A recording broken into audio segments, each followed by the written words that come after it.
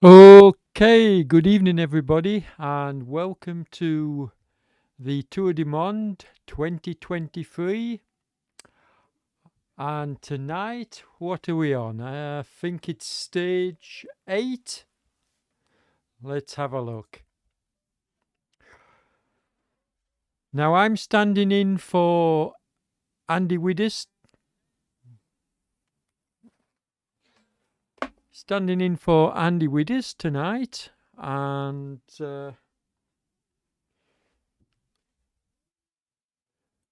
I'm just having a couple of technical difficulties, but I'll get there before we start in the 2 minutes.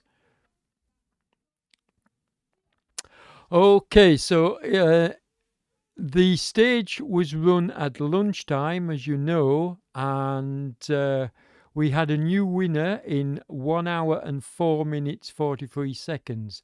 So that's the current time to beat from the look of it. What we got? None of the really big hitters. Oh, Henrik Mard finished 6th. Anthony DeLoyne finished 9th in that running line. So they are the big hitters. But with it being a flat stage, I think, to be honest, we're going to see a new leader in the race Oh, tonight. I don't think we'll see one of the. I don't even know if John Beams is in this running. I suspect he will be.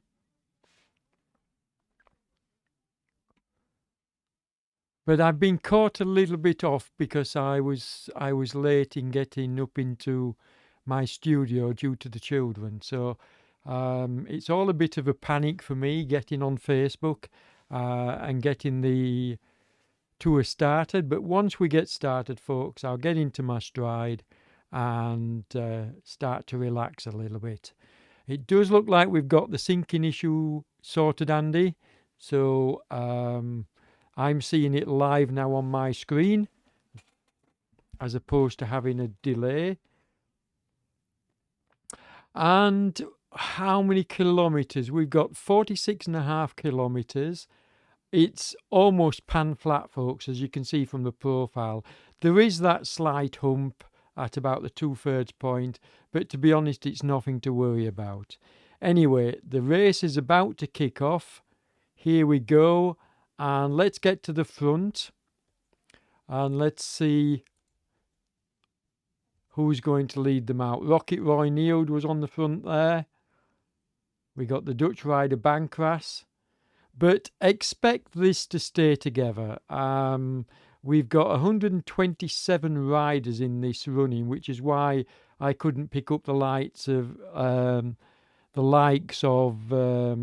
John Beams. I haven't seen Peter Brook Varo's name yet. I can see my captain James Ogilvy there, in and amongst the riders.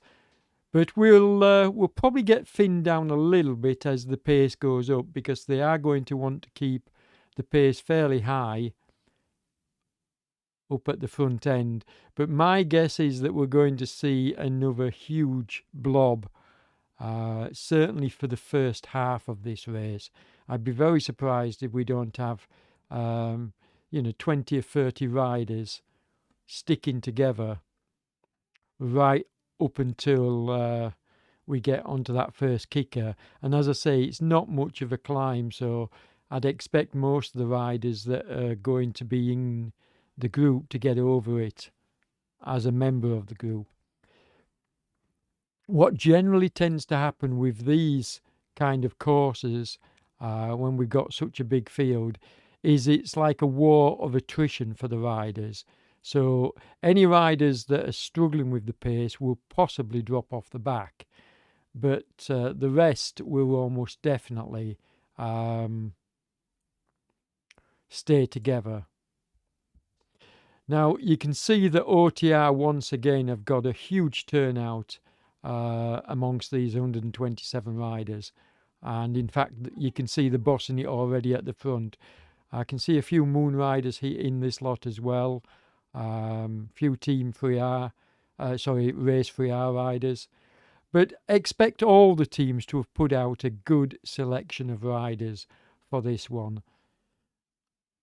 I've just spotted, I think, was that Doug Hart's name popping up there? Oystenson's in here. I'm just going to call them as I see them, folks. Paul Nichols, just spotted him. Just spotted Peter, so Peter's here. Haven't spotted John Beam yet, but I think this is the kind of race where riders will stay in the middle of the pack. There's nothing to, there'll be a few riders maybe off the front pushing the pace, but I think the majority of the riders will be just happy to sit in and take it easy until the action really starts. And I can't see the action starting until we're really well and truly into the stage. And in commentary, when when me and Andy have been chatting together, this is the kind of stage that I don't particularly enjoy, because from a commentator's point of view, there's quite often not a lot of action going on. until you get into the final stages. And just as I say that, we get Jay Bird off the front with Arhen, but they've only got a couple of metres, and as you can see, in fact, they're caught now. So I think this is going to be the situation. I don't see anybody pulling away from this group. They're just not going to let them go. But we have got some good names up here at the front. Is that Tim? Yeah, Tim's a regular sort of type of rider that will try to jump off the front and push the pace along. He's a real workhorse. I enjoy watching Tim riding. Just seen John Beams for the first time, so he is up here. He is keeping an eye on the front. I would have expected him to maybe stay behind a little bit in the pack, but I don't think we're going to see him going off the front just yet. I think he's going to leave it. We've got Per Soderberg. Now, Soderberg is the type of rider that will go off the front, the OTR rider. He's well known for doing that. But with a couple of other riders in this group as well that like to sort of like, how shall we say, push the pace, see who's got the legs. And there may be some team tactics coming into it tonight as well, with many teams having so many riders. But as I've already said, don't expect, as we're watching another OTR rider, Morgan, going off the front. But you can clearly see he's only got 9 meters, and they're even pulling that back. They're not gonna give anybody shake here. It's just going to get pulled back, as it has happened this time. And that's going to be the situation, which is why I find, these kind of races a little bit uninspiring, because it's not that nobody has got the courage to go off the front. There's just no sense in it. You're not going to hold off, as we watch Rocket Roy Neal pulling the pace. You're not going to see a rider going off the front purely and simply because there's no way a solo rider can hold off a fast moving bunch like this. He'd have to be putting out like a full watt kilo more than the chasing pack, and that's not going to happen so early in a race. Nobody's going to take that gamble unless they really have got exceptional legs on the day. Then it's a possibility, but that's not going to happen. So expect different riders to be jumping off the front for a few meters just to keep the pace high. And that's a good thing to see. That's, and I think we'll see the majority of the riders in the pack, the majority of the really stronger riders, even riders like you're definitely going to see Keith from OTR, you're going to see James from OTR, and you're going to see a lot of the other riders that are lower down the GC giving a hand off the front because they want to keep the pace high.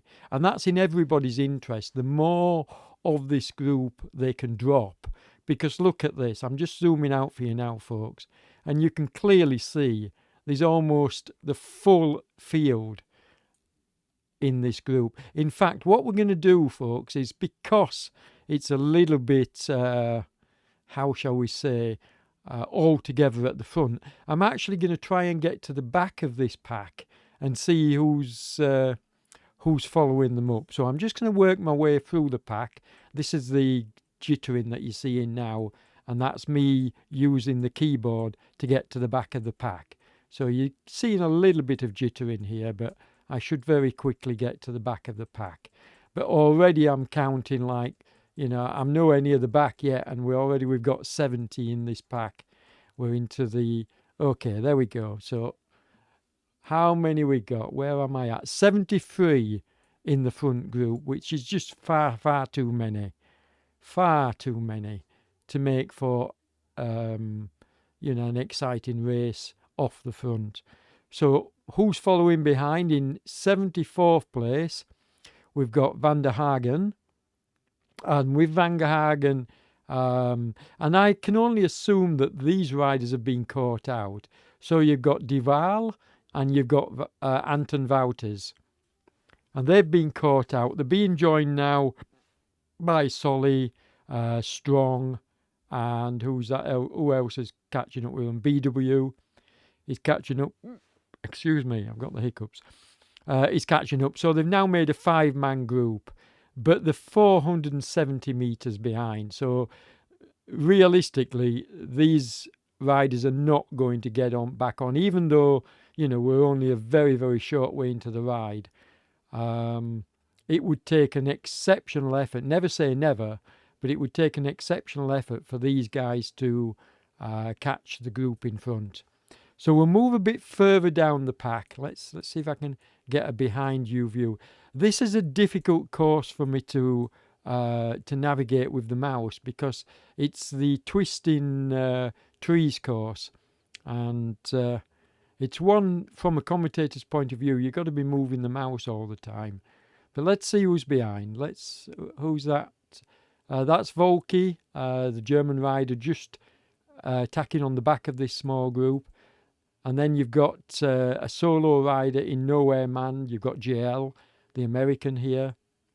And then you've got a nice little group. And these are some riders that must almost certainly have been caught out, I think. I can see 1, 2, 3, 4 OTR riders in this group. But as I said earlier, they've got a huge following in this tour. But this is a decent sized group, and they'll be looking to catch that group that we saw just up the road, who are 140 metres in front of them. So they'll be looking to try and make inroads into that group and join up together. And that's not out of the question by any stretch of the imagination, because a group this size is going to be able to catch a 3-4-man team in front. So let's see who's behind this slot then. Here we go. We got another 6-man effort here. Now I'm not going to call out all the names, as I'm going to leave you to have a look. I've got the names turned on so that we can see the names of the riders. Some people prefer to have the names turned off, but I just find it easier to leave them on when commentating. Although, as we get in nearer to the finish, or as I get into more action further on in the ride, I will actually turn the names off. I'm just leaving them on at this early stage so that we can see who's where, because it would be too difficult for me to just use the sidebar and go through the riders. And I think we've got Zhang from this is one of the ladies here, with Kevin Dobson as well, teammate, and then Fernando. And Goodfella's just been dropped by them, but he may well close up the wheels. And then another 6-man group. Now, riders at this stage in the ride at the back here, all they're wanting to do is get finished. Nothing more than that. Yes, they will fight amongst themselves, but they've no hopes of sort of making any inroads onto many of the groups in front. So they will just be riding at their own pace and trying to work with other riders of similar ability.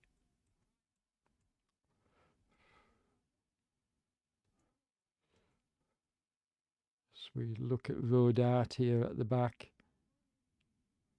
Now I'm going to be jumping backwards and forwards because there are so many riders.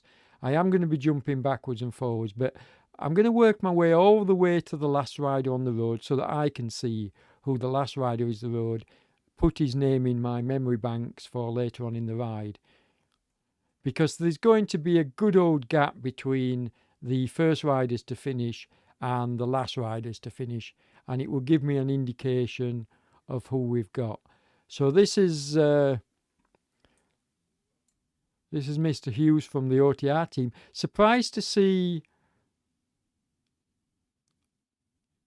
I mean, he's doing 4.7 kilos, so I suspect that he's had a mechanical here, because he's too good a rider to be this far back in the field, I feel. So I think this must have been a mechanical or some problem.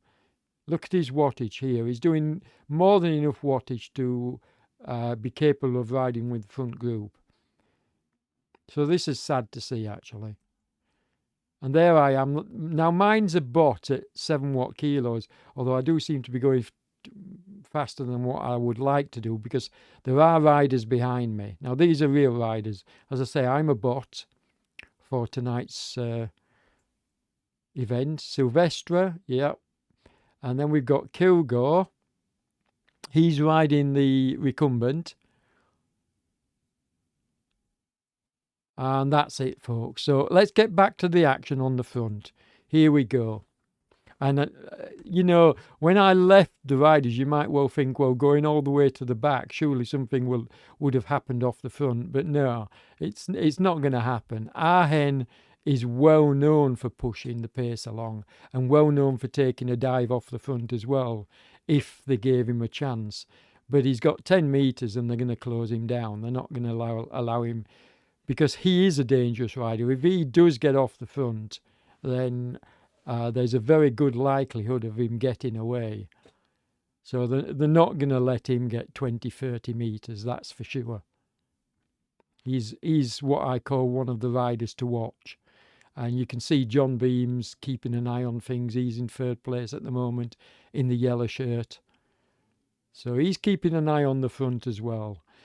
Because what could potentially happen, and I would like to happen, I don't think it will, but what could potentially happen is, a rider could slip off the front and the pack are not sort of like pulling him back and he gets 20 metres, and then a rider the class of John Beams, Vesper or Doug Hart could jump across to him and they could time trial away. In particular, that would be a danger from Doug Hart because he's a time trial specialist. So if somebody jumped off the front, like Van Bers is doing now, and shall we say got 30 metres, they're just slacking, pulling him in, he gets 30 metres, and then Doug took off after him and closed the gap and got on his wheel. Two riders off the front with the likes of Doug Hart pulling them along, and it's good night and thank you. You wouldn't see them again. So I say all this, but it's not rocket science, folks. This is all basic tactics, and the riders know this, which is why they're not allowing any riders off the front, to get a half-decent gap, because then the tactic of somebody jumping out of the pack to join them would be a valid exercise. And I've seen it happen so many times as well. I mean, I've commented on literally hundreds, if not thousands, of these kind of races, both virtual and real life. And I've seen that tactic work, but a group like this, so experienced at this stage in a tour, I just can't see anybody making that mistake. What might happen is if you look at the first of the risers at it's just before the 2/3 point. You can see it. In fact, I don't know whether you can see my mouse on screen. You probably can. Yes, you can. So you can see where I'm pointing with the mouse. That could be a point going up this rise here. That could be a point for the really strong riders to try a push and try and break up the pack. But there's a long, long way to go before they get there. I mean, we're only 12 kilometres in, and let's have another check and see how many riders have been dropped from this group. I don't think since we were last here. At most one or two. This is a huge pack to be rolling along.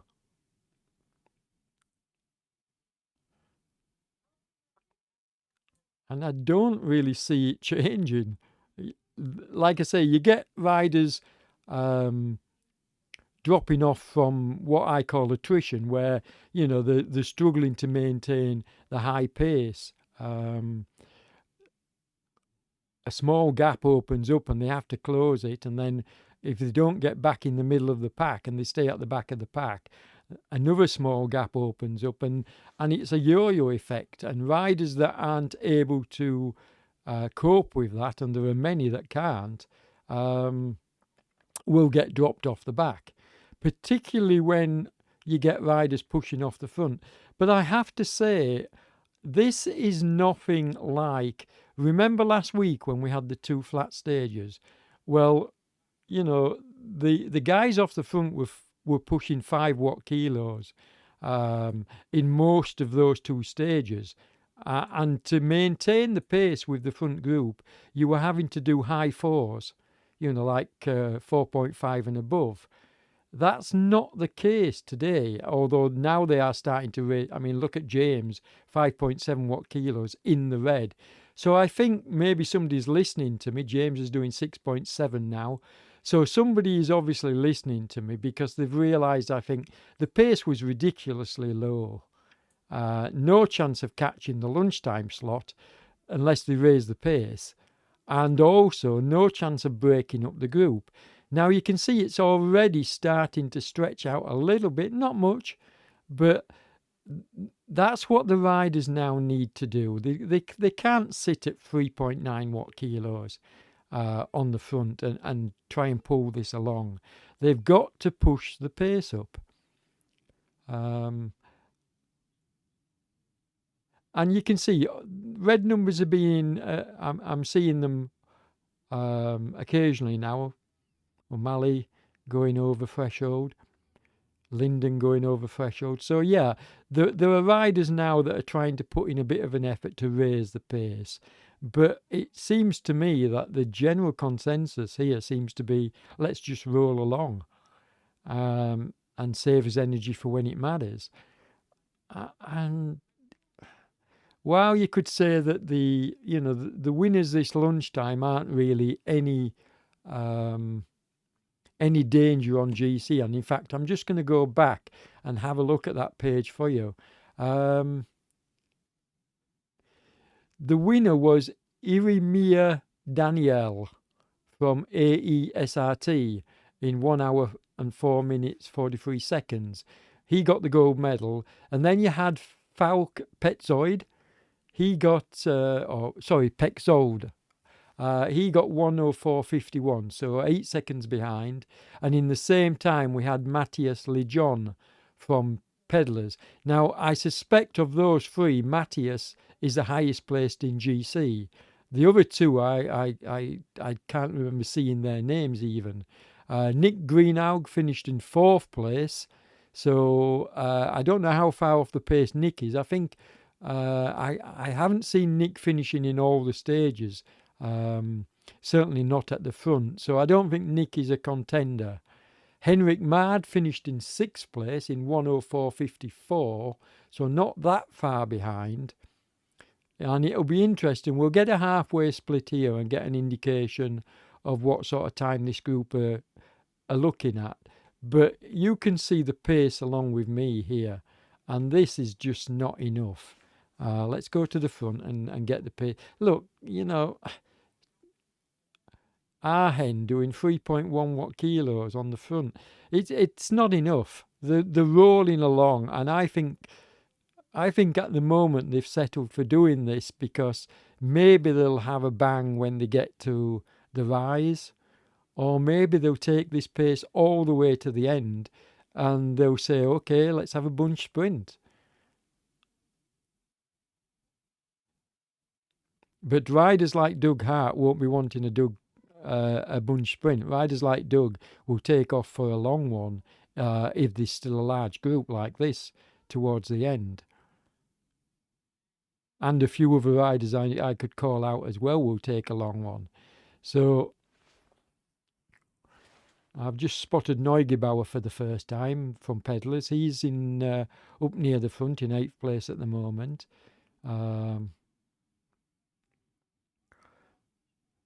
But Arhen is doing a spin on the front and then he's dropping all the way back into the pack, as are most of the riders that I would expect to be in contention at the end. But to see such a large group staying together like this, yeah, John Beams, you see, keeping an eye on the front all the time. He's a very clever rider, is John.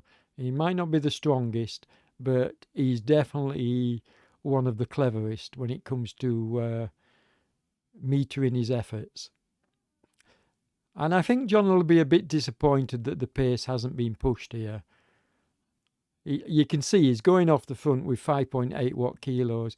Maybe he's just saying, "Look, does anybody want to run this out?" But they're not going to be allowed. They're not going to be allowed to get off the leash. It's just not going to happen, and that's a little bit sad, really. Riders will close them down, then they'll drop the pace, and this is such a classic tactic. Let's zoom out though and see what's happening. Yeah, you see, big group just behind on the wheels. Paul Austin is going to close the gap here with the other riders behind him, and it's just going to fizzle out. Let's zoom back in again.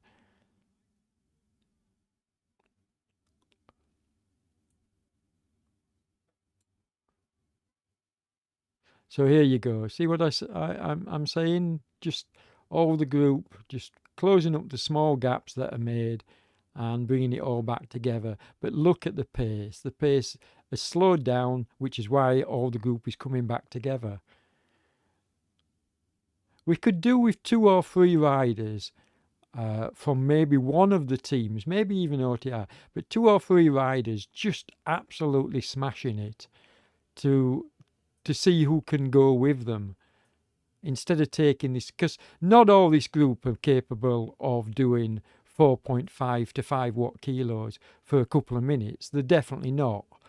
And I can't help thinking that if a couple of riders work together, from each team, so 2 or 3 riders worked together, smashed off the front and broke it all up.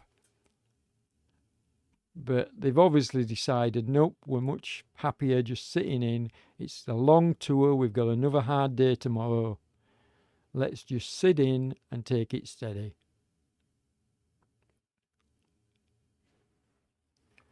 Okay, we're going to leave this lot for a while because I suspect nothing's going to change, and we're going to work his way further back down the field again.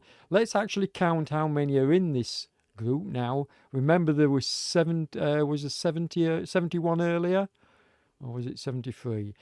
So you've got 62 in that front group at the moment. So we'll keep an eye on that number, 62. So Murray has been dropped off the back, as you can see, and he's not going to get back on. There's no way a solo rider can catch a group of 62 riders in front. Even though they're not going at full speed, he's not going to get back on. And this is another dropped rider, Robinson. And again, Robinson's task will be to try and spot the rider in front and try and join him. So that's going to be his main aim. And he should be able to stay away from this rider behind him, Ozdemir, the Turkish rider. You've got Christoph here. I'm very, very surprised to see Christoph so far back. So I can only think that Christoph must have had a nightmare. He must have had a mechanical, because there's no way a rider of his class would be down in 65th place. So he's had a problem, I think. I mean, he's putting in 3.8 watt kilos here, so he's not hanging about 4 watt kilos. But he's probably had a mechanical, which can happen to anybody and spoil anybody's day. Portuguese rider Lamira here. So remember, this was a small 6-man group earlier on, so they've all split up as well, because every rider will be trying to find their own pace. And to be fair, they'll be all over the road. Small 4-man group here. And this is what you want to do. You want to try and settle in with a few other riders. Obviously, if they're not going at your pace or a pace you're comfortable with, then yeah, by all means, set off and leave them. But generally, you want to try and find somebody to work with, because 45 kilometres, the majority of it doing it on your own is no fun. I know, I've done it. So it's another small group, 5-man group behind. Now, I'm not going to go all the way to the back, I don't think, this time. Well, maybe, I don't know. Maybe I will. So here we got Mac from OTR along with a couple of his team. In fact, a good turnout of OTR here. Yeah. See a Peddlers in there. Vasio Racing in there.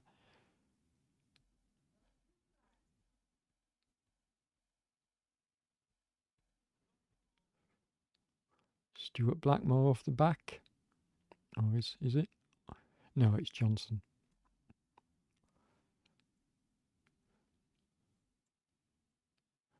Now, Maruri will do very well to catch them, but he is doing much more watts than they are, so there's no reason why he shouldn't catch them. And this group are a good way behind him, so I think they're riding out on their own in nowhere land. Kev Dobson and Zhang again, Goodfellow and Fernando. And these four will join up. It was a good ride by Zhang, this. I think she's the first female I've seen on the road, along with Dobson. They're the first two ladies, so they're working well together. And they should catch those two in front. Okay, another couple of OTR riders and a small group of 6. Yeah, Dobson's just answered me, turbo making noise. We'll try and catch him in a sec. So, yeah, the ladies are working well together. In fact, let's just have a look because, yeah, Zhang's gone on ahead. And poor old Dobson has obviously turbo. She may get back on. Hope so.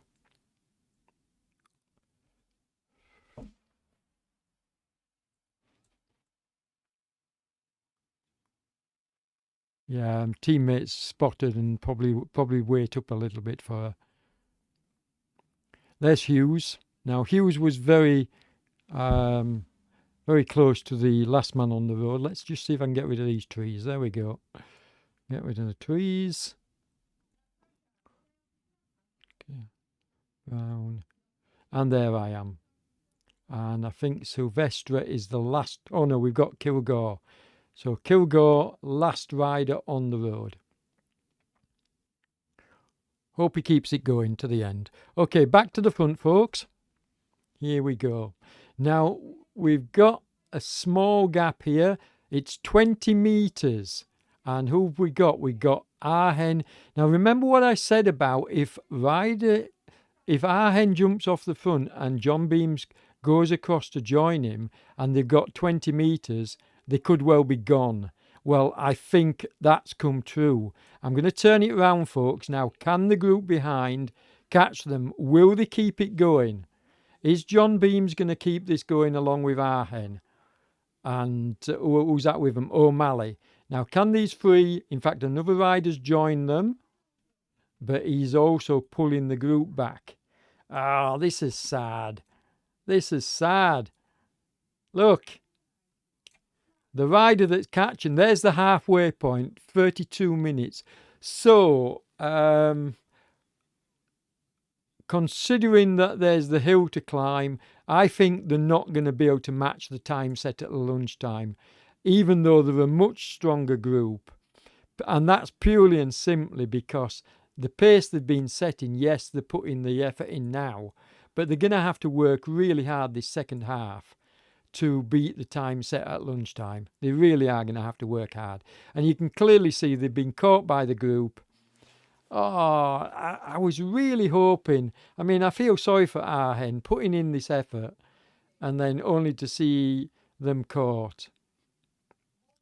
Now, a valid tactic here as well is now that they've been caught for somebody else out of the pack to jump off the front, because the pack has obviously worked really hard to get them back.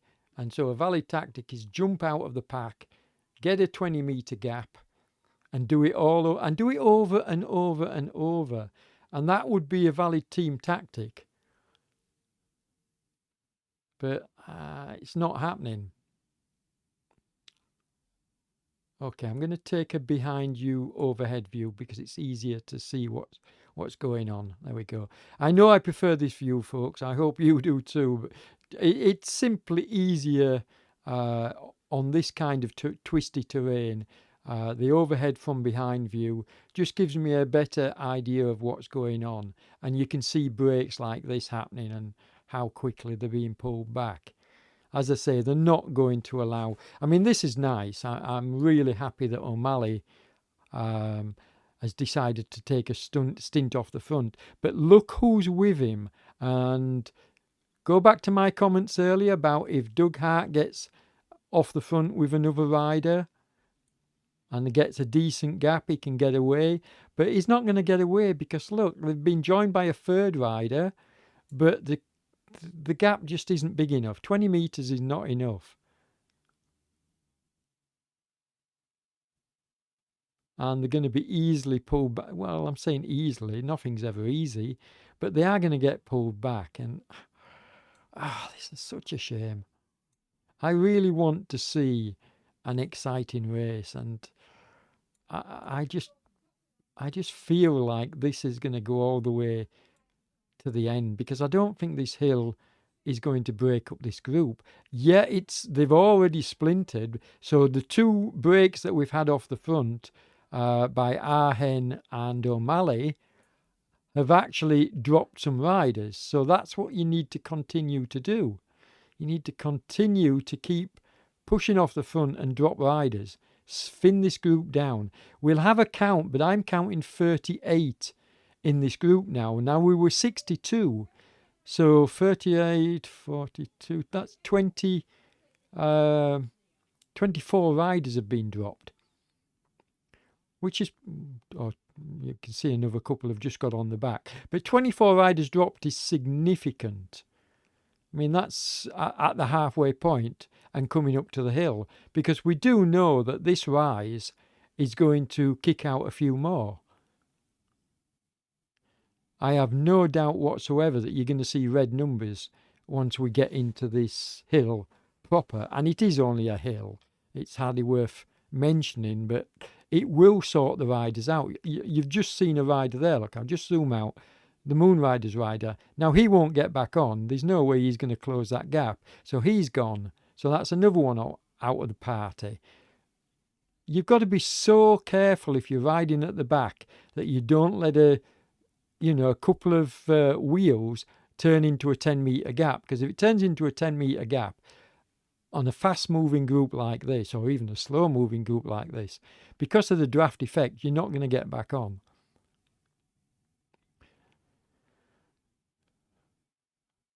And I think we've still got about 30, like he's 35. So we've got about 36 in this group now. So they've dropped another 38. We've got 38 still. O'Malley's right at the back now after doing that huge push on the front. Now, O'Malley has got enough nous to get back into the middle of the pack, which is exactly what he's doing. He knows there's no way he needs to be on the back.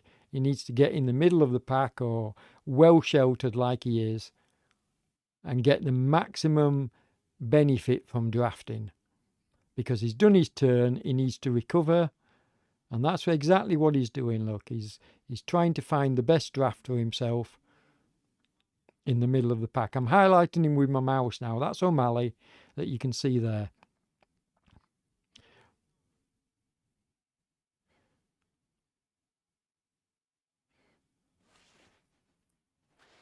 Now, as I say, as this group thins down, I will turn the names off as we coming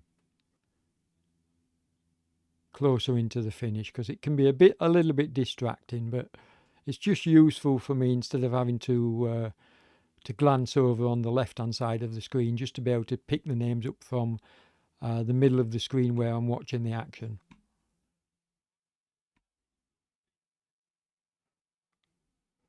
Just have a close-up look at them all together. Nice to see Byam up there with them, OTR guys. But OTR are bossing it on the front, but again, the pace isn't extremely high. Now, somebody's jumping off the front. Let's just go to the front. It's Per Soderberg, who's, I mean, this is typical of Per. He does like these hills. So he's pushing off the front, but he's not going anywhere. Look, I'll just zoom out for you. See what I mean?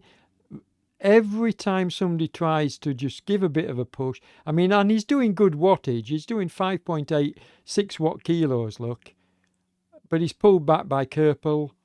Simon is O'Malley.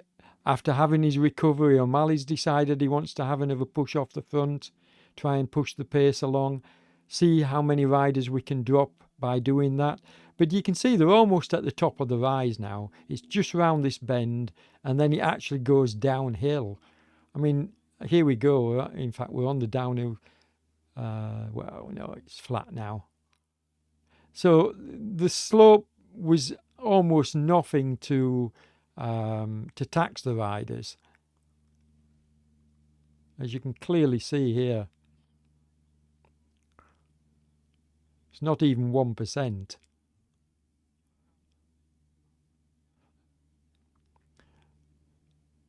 Now this could be dangerous because you've got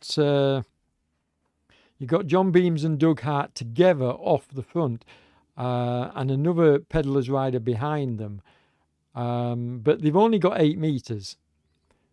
Now Doug, time trial specialist, I wouldn't put it past Doug to go for it at this point. I really wouldn't. He's a time trial specialist. Take off and just try and go for it. But I mean, this would be an exceptional effort from him, because that pack behind, too many riders behind. In fact, no, he's given up the ghost. He's not even trying for it. I think what that was okay. Let's see whether they're prepared to chase, and of course they're prepared to chase. They're not going to give anybody a leash here. Sorry, they're not going to give anybody any space here. They're going to keep them on a leash.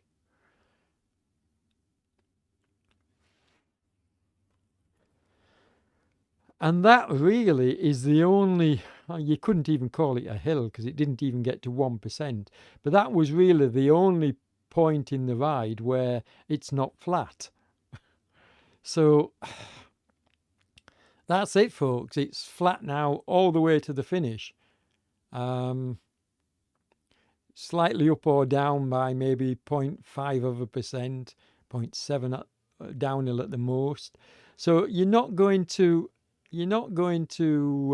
see any change in this behavior, I don't think. I think we're going to see a huge group going into the finish,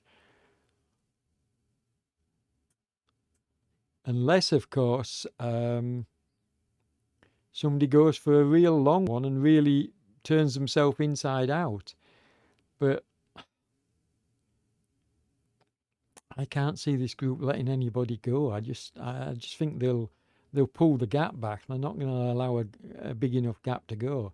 I mean, O'Malley on the front, he's got to be a contender for most aggressive rider today, because this is like his third pull off the front, actually trying to get a gap.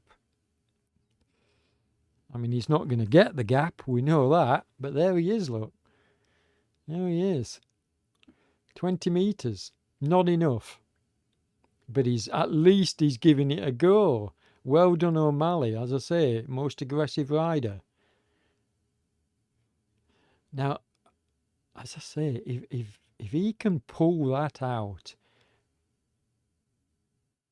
if he can pull this gap out, and then another rider, like one of the big hitters, John or Doug, or who else we got not far behind?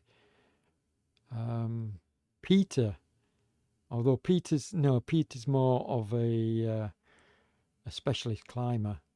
Here we go. So just as I say the tactic, John Beams comes across. But who has he brought with him? Yeah, he's brought a couple of riders with him.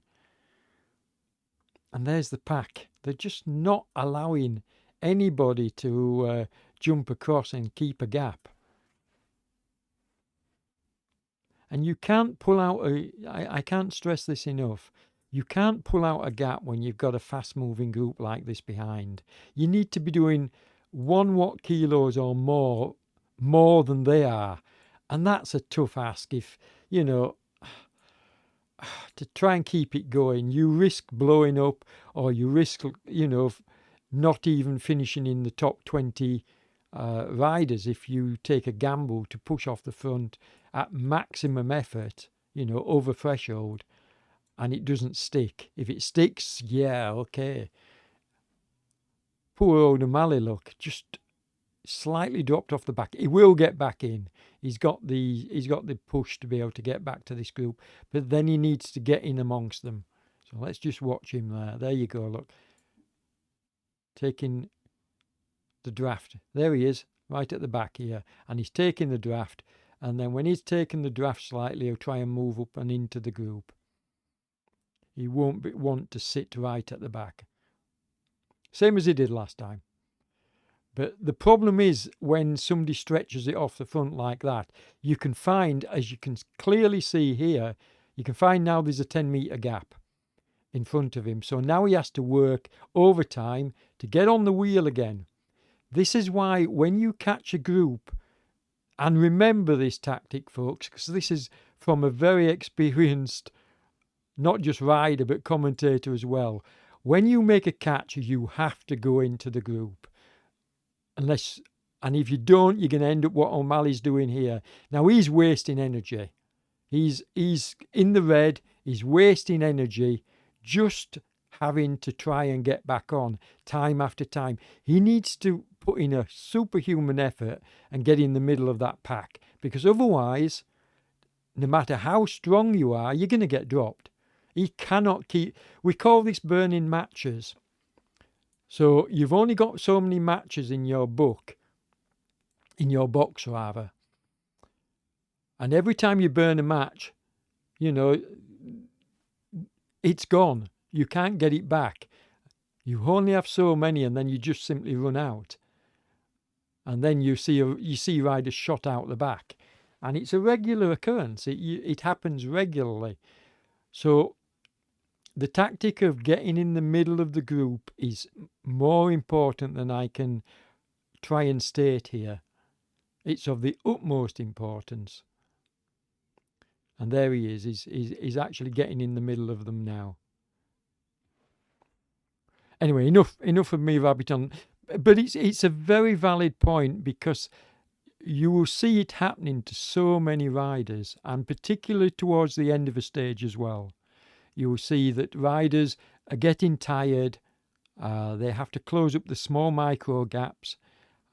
It takes so much effort that they end up not being in with a shout at the end. And I'll be honest, just watching O'Malley and the way that he's having had to ride this last 5-6 kilometres, I don't think he's going to be in near the front at the end.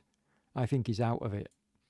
Now, I may be doing him a disservice, maybe he can recover, but I think he's going to pay for what he's just had to do.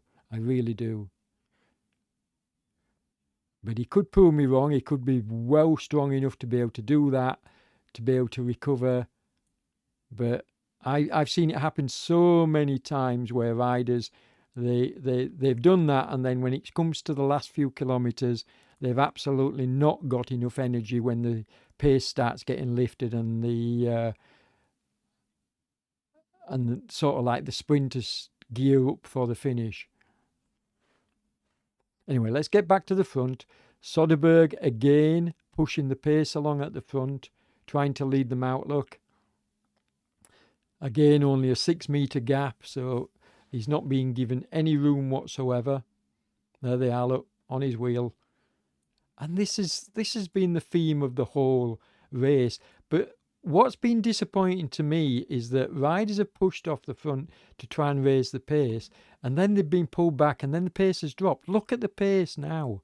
It's slow, extremely slow. And in fact, it's so slow that this group have no possible chance of getting anywhere near the lunchtime times. No possible chance. They're out of it completely. They've got 12 kilometres to do, and they've only got 16 minutes to do 12 kilometres. Now, I'm telling you now, that's not going to happen. They're not going to be able to average. They'd need to average about 55k an hour into the finish to do that, and that's not going to happen. They're just not pushing the pace high enough here.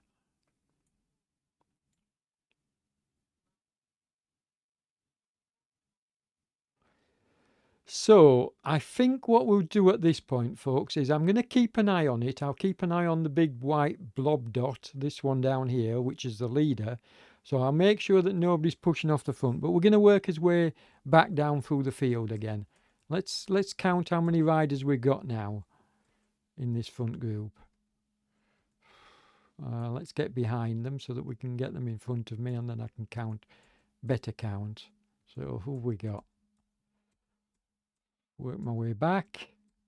Takes a while. What we got? 27, 30, 31 riders. So there were 32, I believe, earlier, so they've only dropped one rider, which shows how slow they're going. Yeah. And my guess is that this group will stay like this to the finish. Okay, a very quick look behind to see what's happening. So 6-man group here. They're 530 meters behind. So I think this group here have actually taken advantage of the slow pace of the front group and closed it up somewhat. So well done, Mr. Murtaugh and Williams and co.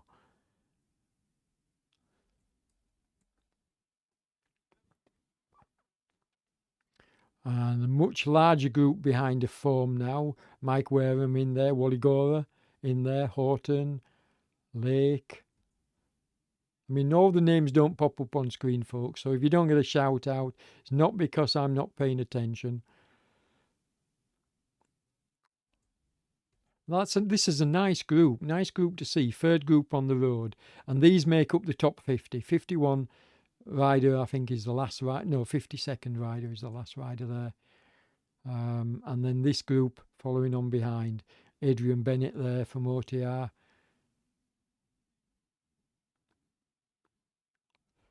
So I'm just there's Christoph, which I mean, he was in 65th place, so he's already pulled back 5 places. But I'd be interested to find out from Christoph exactly what happened here.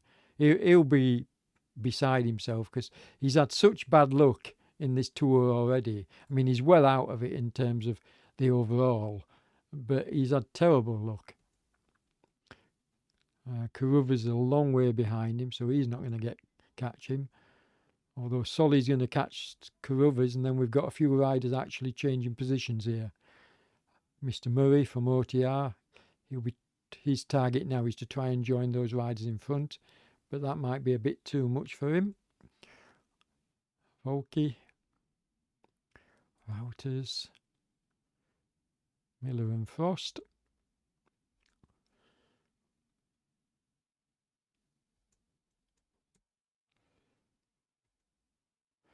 Okay, and another nice little group here with 3 of my OTR teammates, 4 of my OTR teammates, including Paul Nichols and Macca.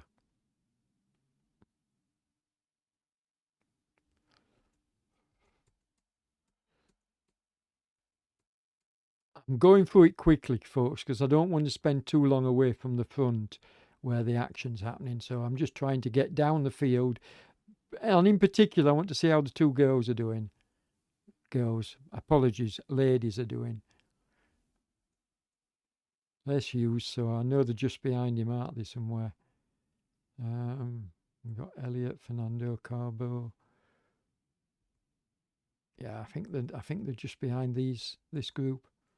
There's Goodfellow, and there they are. So good to see them both together.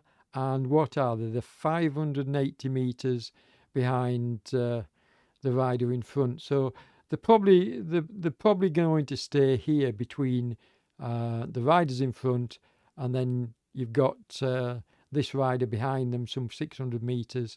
So they'll be wanting to hold him off, and this fellow here as well.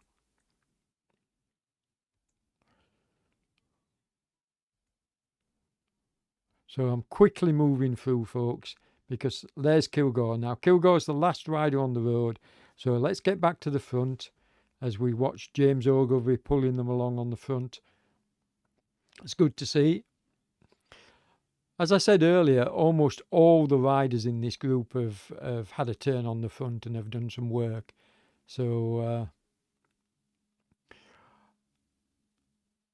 and I'll be honest, in this kind of event, race, I'm not going to even try and call a winner because I don't think it would be one of the main favourites unless somebody can go for a long one and make it stick. And that's not going to happen. I think I can safely say this is going to be a sprint. And because it's going to be a sprint, anybody can have it. I don't see one of the main contenders like John or Doug or Lyndon or well, I'm not going to name them all, but you get the idea. I don't see any of the favourites jumping off the front and Soderbergh. I don't see them making it stick. I just don't see them being given enough of a gap to get away. So I think this is going to come down to a sprint. I mean, a valid tactic would be for OTR to try and do the old 1-2-3 technique, but I don't think they can do it. I just don't think on such a long stage as well. Maybe if it was a shorter stage, but 45 kilometres, these lads are, even though they haven't really been pushing the pace up a lot of the ride. I mean, this is very slow, folks. I have to say, this is very slow. 55 minutes, and they've still got 7 kilometres to go. So this is going to be a very slow time compared to earlier, the run. And in fact, I'm actually going to pull up the midnight running as well and see what time was given there. But it's a slow time because of the pace, and because it's been a slow time, many of these riders are going to sort of like not put in an awful lot of effort because they want to save themselves for the sprint. So I think the winner is going to be somebody that we might well have seen before, but not one of the main contenders. I think this, and that would be nice to see if we can see the stage going to somebody else rather than one of the big hitters. Then it opens things up a little bit. Nice to see Peter on the front, but as I say, Peter's a specialist climber, so I think it's fair to say there's no way he's going to win today's stage, and he won't mind me saying that. As James, his teammate, goes off the front. You see, I can't help thinking that some of the riders are actually trying to raise the pace and realising that, no, there's no point, not with such a big group following, there's just no point in trying to make it stick. You're just going to waste your energy. Per Soderbergh has done a lot of work on the front. Now, this is the first time I've mentioned Michael, the rider behind him, from Belgium. It's the first time I've had a look at him, actually, so don't know much about him. He could be there at the finish. OTR, finally. Here's Brook Varvel, look, and Bayern with him. Now, are they finally going to work some team tactics here, or is this just, okay, come on, guys, it's time we up the pace and dropped a few riders? That might be the case here. I think they're just 5.5 kilometres from the end, and we've still got 30-odd riders. This is going to come down to the wire. I'm convinced of that.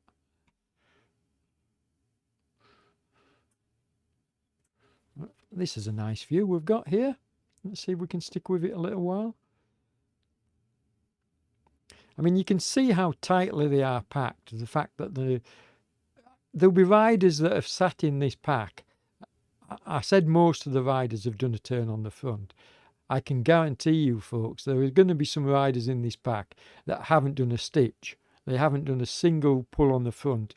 And they're the riders that are going to be looking to take it at the end. They're the ones that are thinking, okay, there's no need for me to work. I'm just going to sit in. I'm going to ride it all the way to the finish if you're going to take me to the finish. And then I'm going to open up my sprint.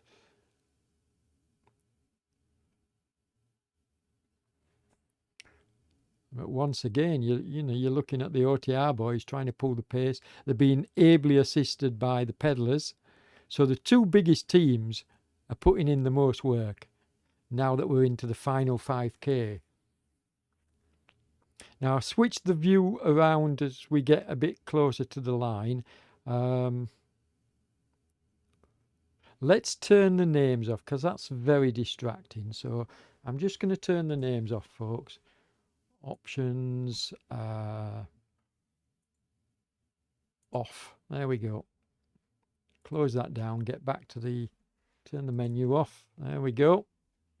That's better. It's a bit cleaner now.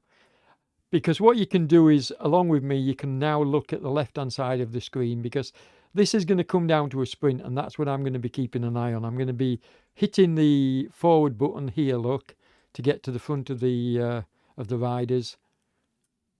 So you, along with me, can see which rider's on the front, and we're going to stay with the rider that's on the front. And I'm also going to, as we get closer to the line, I'm going to take an overhead behind view because that's what we're going to need. In fact, I'm going to do that now that Doug's having a bit of a push. Doug's having, oh, is that Samut? Now, Samut is definitely a long, I'm going to go for a long one kind of guy. And he's made it stick in the past as well. So don't discount Samut. But on this occasion, as you can see, the group are just not allowing him to get it. They're just closing him down immediately. All the big hitters are here, look. All the main favourites. But not only all the main favourites, the majority of the group are here. So as I say, it could go to one of the favourites, one of the favourites on GC. But I just have a feeling there'll be somebody in this pack that's just sat in and waited for this opportunity to take a stage. I hope I'm right, but maybe one of the regular riders will take. Who knows? It's getting exciting with 3 kilometres to go. You see, I said that this kind of stage isn't exciting. From a commentator's point of view, there's not an awful lot to sort of like commentate on, is there? I mean, I've already told you 100 times now that nobody's going to get away. So there's not an awful lot to commentate on until it gets to this point. And this is the point where it gets exciting because I know this is going to come down to, the death now. This is a sprint. It might be a long sprint, but this is definitely a sprint finish. And we're going to zoom in on them as they start to get closer towards the finish. And let's see who's going to jump off the front. Now they've lowered the pace again here. So they're not exactly pushing the pace. We got Clive on the front from OTR by him. He's just pulling them along at a nice steady pace. Yeah, okay, he went into the red there, but this is a steady pace. There we go. There's another rider just saying, okay, my turn. I'll get on the front, but there we go. Clive takes it over again. Now, 2 pedalers up the front. I can see John Beams, isn't it? Oh, here we go. Look. Paul Newton taking a turn on the front. Vesper's there. Everybody's there. So the question now is any, and I hope I can keep up with the twisting trees, but is anybody going to go for a long one? I'm trying to stay with it by using the mouse to turn the... I hope I don't miss the line. I hope it's a straight into the finish, because otherwise I'm going to struggle on this twisty course. John Beam's on the front. So basically what I've got to try and do is try and follow the trees around. Well, how about if we take a side-on view? There we go. Is that going to give me a better view? There's the red kite, folks. There's the red kite. Now get to the front. Let's see who's going to go under the red kite first. Here we go. OTR boys. James Ogilvie even on the front with his Doug Hart on his shoulder. Soderberg's there from OTR. Oh, this is going to be exciting. At what point is somebody going to sprint? 5 watt kilos from James. So James is doing this for his teammates. He's turning himself inside out here, I can tell you. James will be screaming here. He's turning himself inside out. Look, still red. Just doing this for his teammates. Byam takes over, and Byam will turn himself inside out, and he is doing, look, red numbers all the way. Pushing. Doug Hart has gone with him. Doug will possibly sit on his wheel, but he might well decide no, he's not. Oh, now then, they've got 5 metres. That is not enough. A sprinter can easily close, and there you see the whole group coming back to them. Now, who's that? Is that Samut again? No, it's Lyndon. And Lyndon is a specialist at doing this, jumping off the front. He's already won one stage doing this. Has Lyndon got it? Has he got away? Has Lyndon got it? Has he got away? Yes, he has. He's not going to get caught. Lyndon gets it just on the line. Okay, we could obviously. I was concentrating on the action for the winner. We'll come back and we'll have a look and see. Let's just go back here and see the order of finish a little bit later, folks. What a race. So Lyndon's taken a previous stage. Now, he's not in the running for the overall, as far as I'm aware. He's certainly not in the top 3 or 5 or even 6. So that's a great win for Lyndon in the sprinters competition. As we watch Van Aert coming over the line. So we basically had 30 riders coming over the line together. Now let's watch what happens with the battles behind. We've got a race for our rider here being chased by Mr. Ploiter. Is he going to sit on his wheel and take him at the line?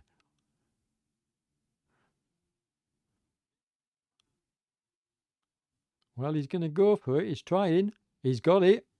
So Ploiter takes it. He just gets 32nd place. And in fact, 1-2 for OTR. Well done, lads. Well done. Okay, who have we got here? We got Barub putting in the big sprint. And that was Janssens behind him and Marchi behind. I'm missing a few riders here because everybody's coming in together. Here we go. Wareham, followed by Walligora.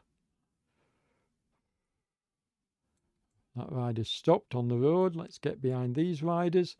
1.48 kilometres to go. And we got Adrian leading this group out. Let's see how they do. There's the kite just up ahead, you can see. In the end, it wasn't a bad finish. I was able to get a picture of the line and the riders going over the line. But it can often be quite difficult on these really hilly tree courses because, not hilly, these tree line twisty courses.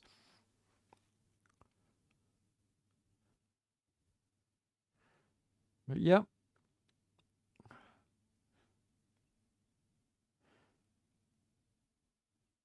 Now Adrian's leading them out, but I would have thought he's probably going to want to to try and take this, so he may well allow somebody else to take up the running. Or he may keep it going. He's definitely putting in a big effort anyway, and the other guys behind him are just drafting him, so my guess is he's not going to get this sprint. He's putting too much work on the front.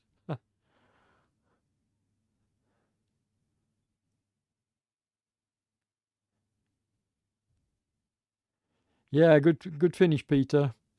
Just watching Peter's comments in the chat. There you go, you see. Poor old Adrian puts in the work and then gets walloped at the end. Although he's gaining a few places back now. Come on, Adrian.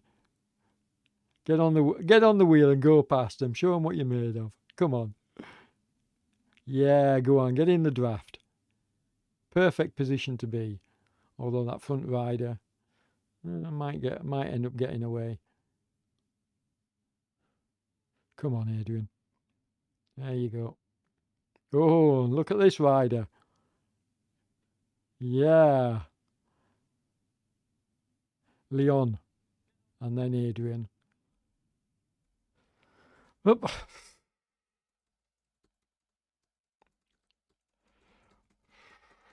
Hit the wrong button, sorry.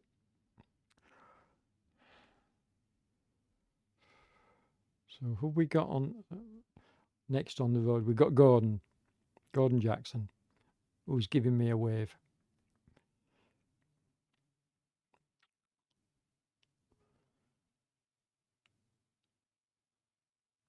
And Jan van Biz is trying to catch him. Can he hold him off? Yes, he can. He's got 30 meters. Come on. Needs to work hard though. Solly's doing 10.4 watt kilos to try and catch him. Wow. Yep, Gordon gets it. And there you go, you see how close that was? Trying to catch him. In fact, all three riders trying to catch each other. There we go. Now this is the disadvantage of turning off the names. So if I get the opportunity, folks, I'll turn the names back on. And in fact, I should be able to. Well, this is Van Biz going over the line, but I'm just going to go into the menu, and we're going to turn the riders' names back on. There we go.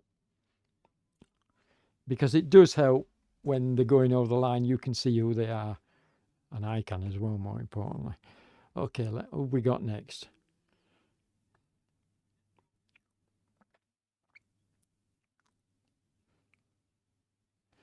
Now then, while we're waiting here, I'm going to see if I can't.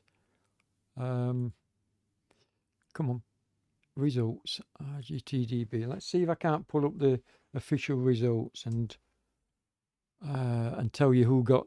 The internet's playing up. Come on. Oh, the RGTDB. Obviously, everybody's trying to log on to it because it's really playing up. It's very slow. Come on.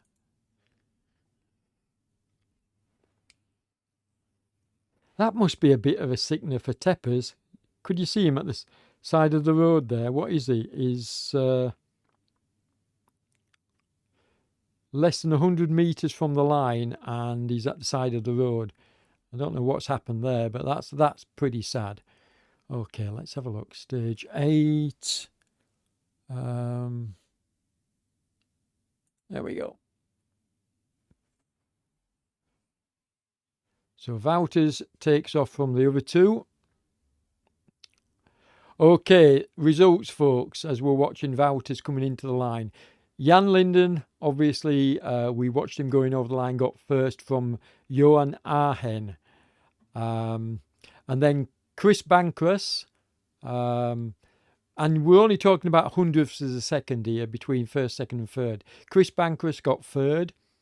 Greg O'Malley, who did all that work and I said would probably drop away, so I'm glad you proved me wrong, Greg. Well done, mate. I think you deserve the combativity award tonight. So Wouters goes over the line. Let's see who's behind him. Whoops, come on. I'm not doing a good job of this tonight, am I? Van Coyley, just about to come over the line. but he's being chased by two riders pretty close together, BW and JL. So we'll just flick to them as soon as this fella gets close to the line. There he is. And then there's BW going over, and there's JL. Okay, and then we've got a little bit of a gap to these two, Murray and Miller. We'll get back to the results in a minute as soon as I get a breather from watching the riders going over the line. What I try to do, even on stages like this, and it can be very difficult, folks, is I do try to get most, if not all, the riders coming home. But you've got to appreciate trying to flick the keyboard perfectly every time. You know, it just doesn't happen on this kind of a stage. As we watch Sedlak trying to take over from the riders in front. As you can see, a nice group coming in together here. Johnson bringing up the rear from OTR. Well done, lads. In fact, that was a bigger group than what... missed it. See what I mean about flicking the keys? You can very easily skip a rider just by trying to catch the action.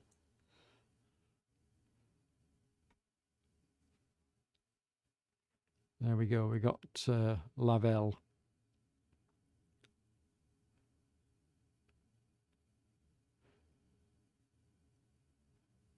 So going back to the results, folks, let's just go back up to the top of the table. Yeah, Greg O'Malley finished in 4th place. John Samut finished in 5th place.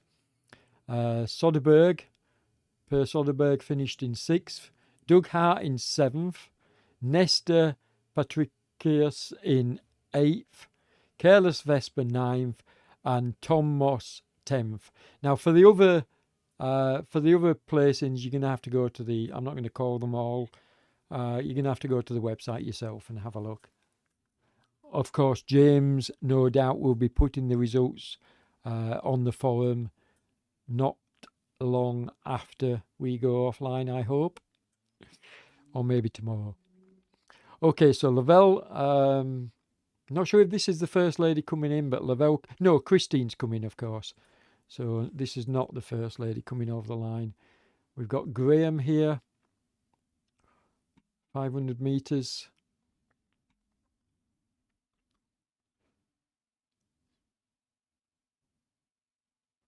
Yeah, a couple of riders I've noticed, JL, you're not the only one with an app crash, mate. I think a few riders have crashed. The rider we saw, Teppers, at the side of the road. I think Christophe Contant probably had a crash out as well because he was down in 65th place. Don't know exactly where he finished at the moment, but yeah, I think a few riders had issues tonight. And you often get that when we got the larger groups like this.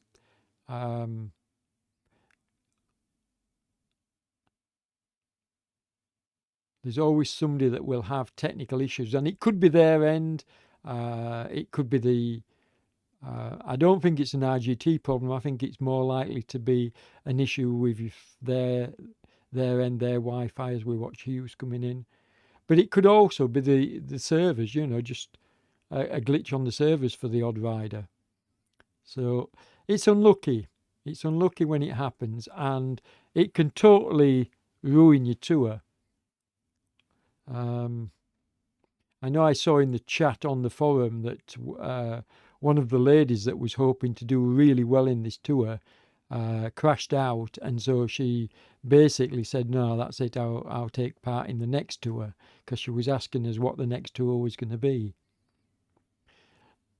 It's a little bit sad. I don't like to lose people when they're obviously going for a podium spot, you know, and this particular lady was, I can't remember her name for the life in me, but I know that she was pretty keen to try and be high up in the competition. Well, I think they all are, but yeah, you know what I'm saying. So we've got a couple of Germans. We've got Gottman here, and then just behind him we've got Frey. coming in. They're going to come in together, or just slightly apart. And we're getting towards the end of the ride now. So a few more minutes, folks. Just hang around with me. Now, James Ogilvy, the man that runs this tour, actually reminded us commentators that we can pull up the details of, as we watch Cockman coming over the line, and we'll just switch to Frey. We can pull up the details of the next tour for you, but to be honest, I haven't got them to hand. I'm going to try that as we watch these last couple of riders coming in, see if I can find it. So we'll go to the website and see if we can't find it for you. So we've got Cowboy coming in here. Probably best place to look is on the same site that we're broadcasting on. So let's just go there and see if I can't find it. So Cowboy comes in. Cowboy, sorry. Come on. Who's next? Fresno just over the line. Krebs, Fernando. Sorry about that, but all the riders were close together. Bailey. And then we've got, as I say, we're getting very close to the very end of the ride now. But let's see if we can't pull up the profile, the 9 profile, stage 9. Nope, I've got 8. I can't see 9.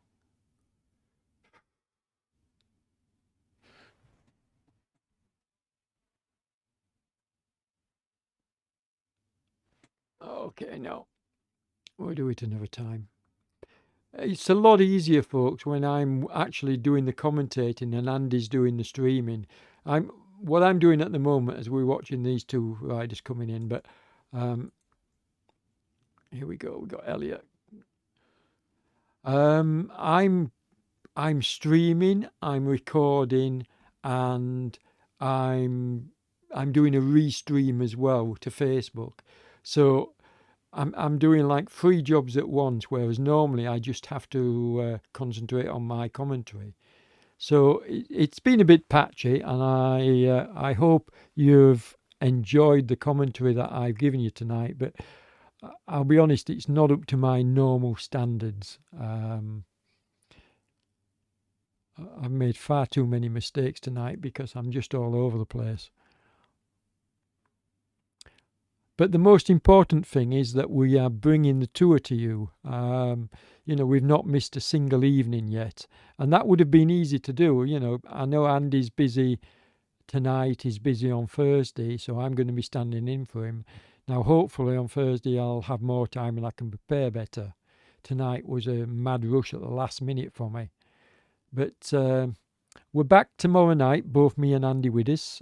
He'll be doing the streaming, I'll be doing the commentating. So you'll have a much more polished transmission, shall we say, tomorrow. However, I'm going to be quite interested to get feedback on what the Facebook feed looked like tonight, because I changed a few settings around and it looks pretty smooth to me. I'm watching it on my third monitor and it certainly looks pretty smooth.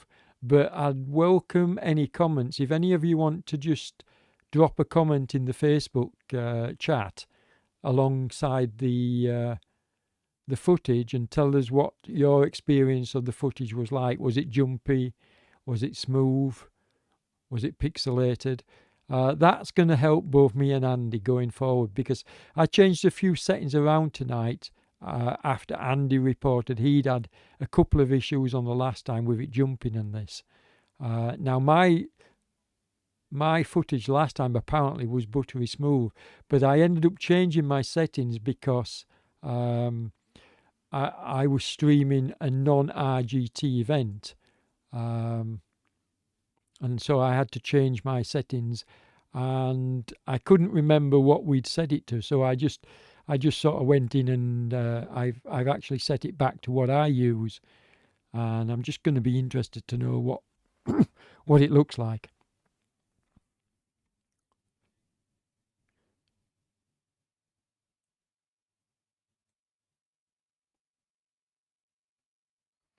As we watch the Brazilian road art, and we've got We got 3 more riders to come in after Road Art.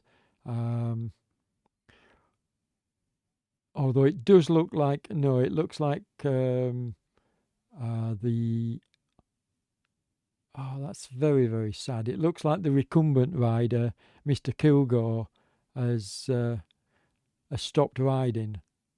I'll check up on him as we get back, but even if he hasn't stopped riding, if he's still on his way, he's 14 kilometres behind. And I think he'll appreciate that's a little bit too much distance for me to hang around. That would mean a further 30, even 40 minutes.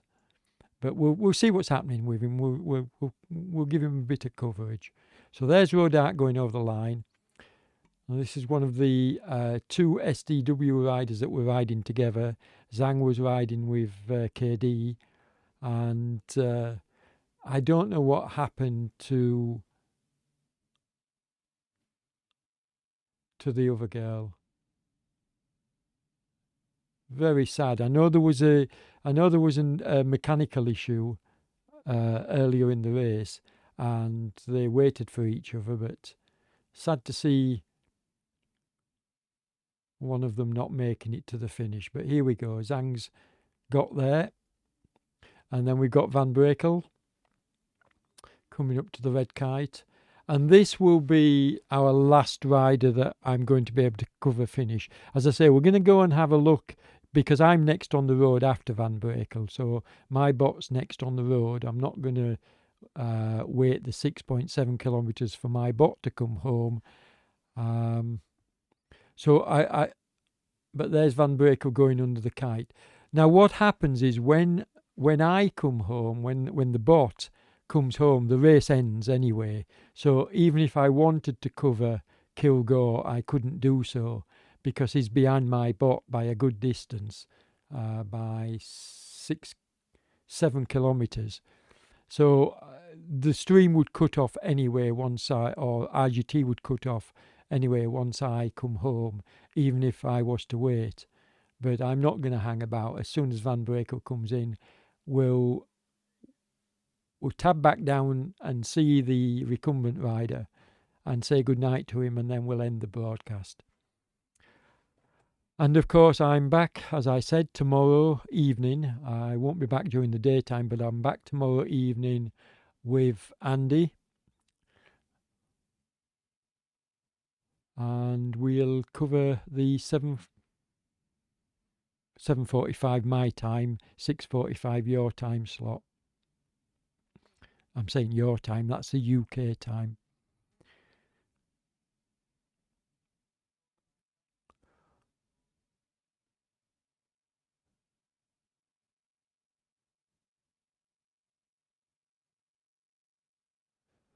So 98, I think we had 127. We had 127 riders start the tour, the stage rather, today. And so 98, 99 to finish. That's a pretty good number. Well done, Van Brekel, over the line. And there I am, as I said. So, but this is a bot. This is not me riding. I'm not nowhere near well enough to ride at the moment, as many of you will know the reasons behind that. But what I'm going to do now is I'm just going to spend a little bit of time with this fella here. Let's have a look at his bike. He's on the recumbent trike. And this is a great addition that I think RGT have added to the bike setup. The next thing I'd like to see them add is, this is a recumbent trike. I'd like to see them add a hand cycle. Maybe there already is one, I don't know. Maybe we just don't have any hand cyclists. But I would like to see them add one. Now there's no, just to explain, there's no physics involved with any of the bikes on Wahoo RGT as there is on Swift. So you can choose any bike and it goes at the same pace, whatever you choose. Unlike on Swift, they have all the bike dynamics going on, which, to be honest, I think is a little bit too much. But Yeah, it's interesting. It's just a different uh, type of dynamic they've got going over there. But this is nice to see, and as I say, I really hope they improve on this. Add hand cyclists. Uh, hey, I'll tell you what would be fun. How about a unicycle? Because one of my good friends rides a unicycle. That would be interesting. Imagine somebody doing the Tour du Monde 2024 on a unicycle. Now there's a thought. And on that crazy thought, folks, I'm going to leave you. Okay. Good night, Mr. Kilgore. Please get to the finish. You've a long way to go. You've got 13 kilometres still left to ride. I can't stay with you, I'm afraid. And I'll sign off there, folks.